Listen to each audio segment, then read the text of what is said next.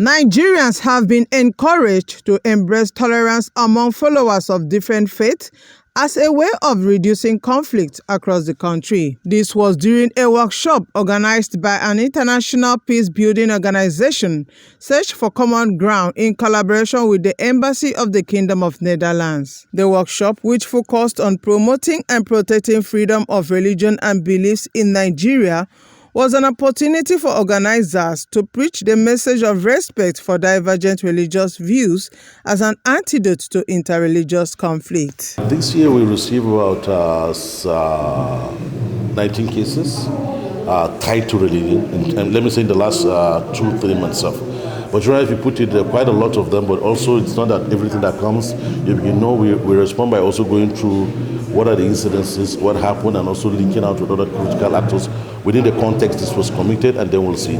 But specifically, we have been able to look into and also address it specifically on the country at the moment, and then we're looking forward to that. Like I said, it's not a lone travel, but of course a collective journey for all of us, and we all have a responsibility. The cases, of course, they're specific to certain regions.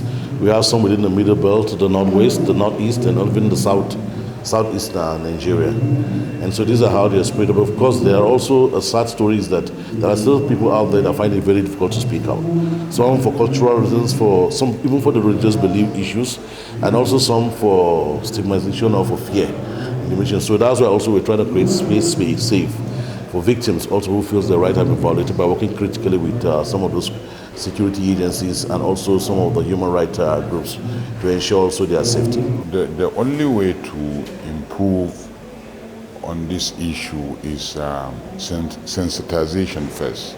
When people are aware, and when, especially when at the grassroots, people understand that it is a punishable offense to attack somebody because of his faith or because of his belief, then we are going to reduce the tendencies of having more.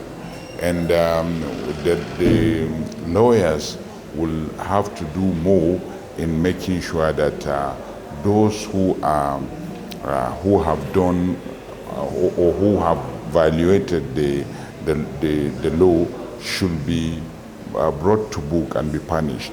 And that is the way that we are going to achieve what we are doing here. If we can tolerate ourselves, the imam should tolerate the pastor, work with him,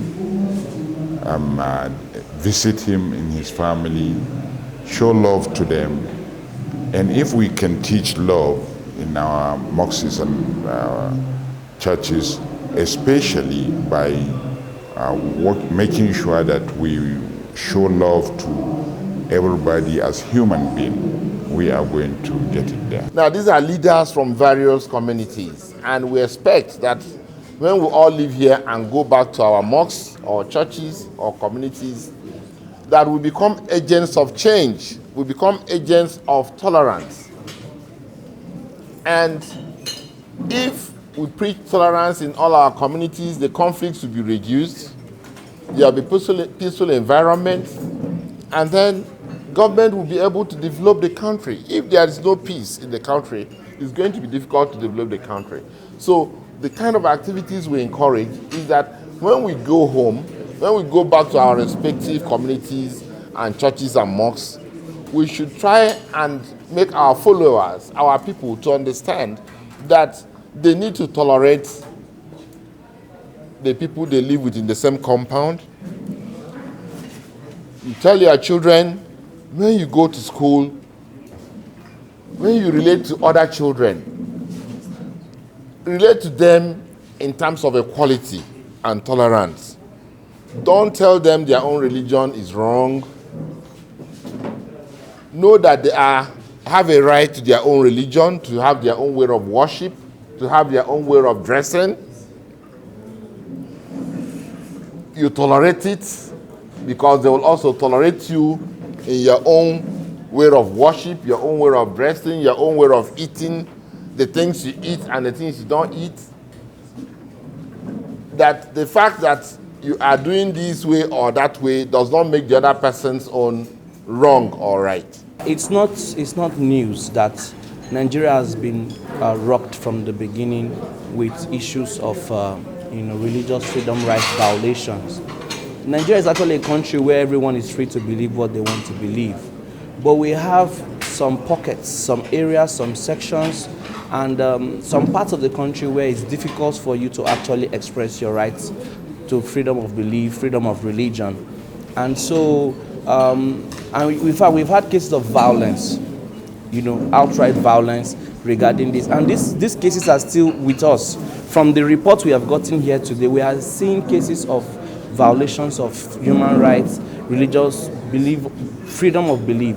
And so I want to say that there is much to be desired, both on the side of all religion. Most of the time when you talk about religion, people think it's just Christian and Muslim. There are several religions, and everybody should be free to practice their belief and their faith. It's time for every Nigerian, every clergy, every individual to actually take the personal responsibility to ensure that we have respect for other human beings. It is when you believe the other human being does not deserve your respect that you feel you can take away his rights to freedom of belief. It's actually a very vile form. It's as bad as rape.